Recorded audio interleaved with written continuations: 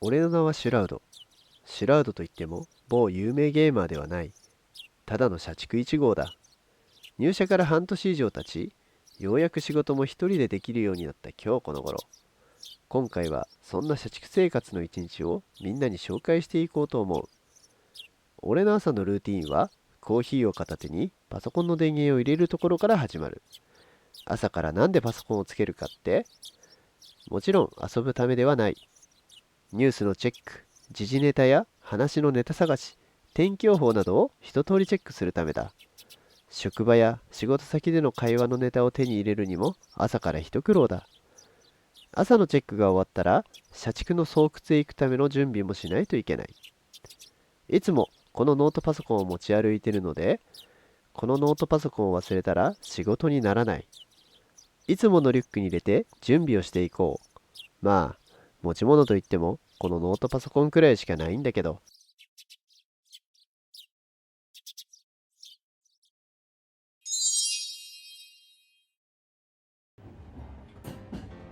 毎朝電車に乗って会社へ向かう。満員電車に揺られながら外を眺めることが多い。せっかくなのでさっきリュックに入れたノートパソコンを紹介しよう。今使っているノートパソコンは中英の CoreBook X Pro だ。この CoreBook X Pro は 15.6 インチのノートパソコンだ。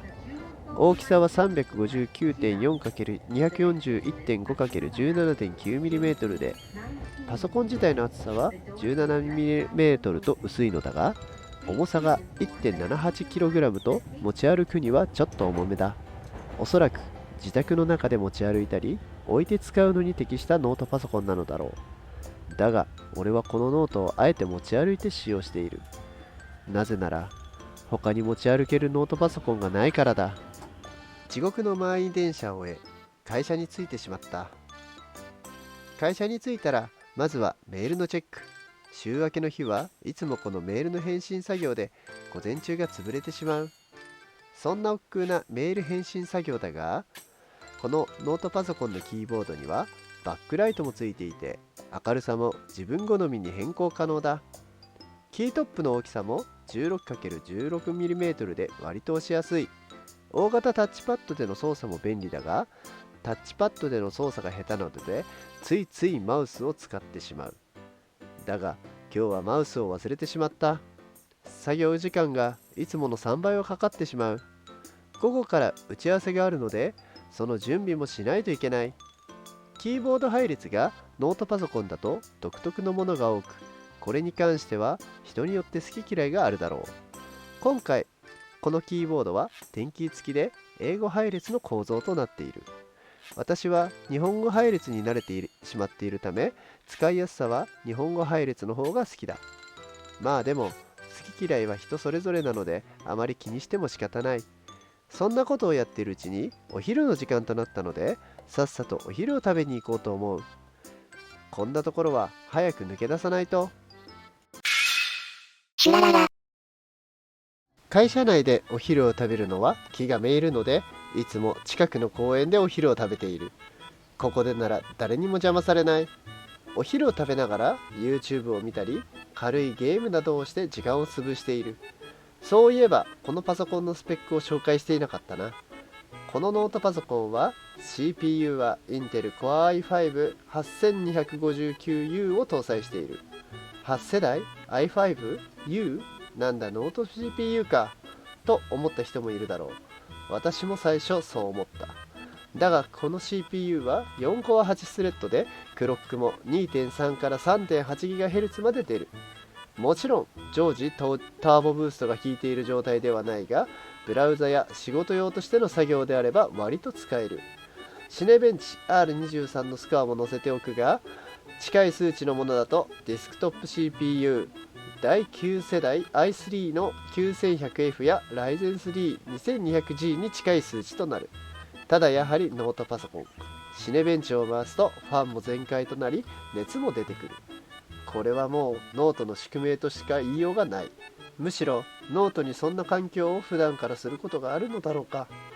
まあそれはともかく残りのスペックを紹介していこう。内蔵グラフィックは Intel Iris Plus Graphics 655を搭載。こちらも軽いゲームであれば割とサクサクできる。重いゲームは自宅のデスクトップパソコンでやってくれ。ストレージは 512GB の SSD 搭載。メモリは DDR4-8GB が標準搭載となる。ストリートメモリに関しては増設することも可能だ。楽しいお昼時間もあっという間に過ぎてしまう。午後からはお得意先と打ち合わせだ。今回は新しい部署ができたからそれの紹介をしてくる。どうしてお昼休みは1時間しかないんだ。3時間ぐらいお昼休みがあってもいいのにと思うのはきっと私だけではないだろう。さて、それではお昼とパソコンを片付けて打ち合わせ先に向かうとしよう。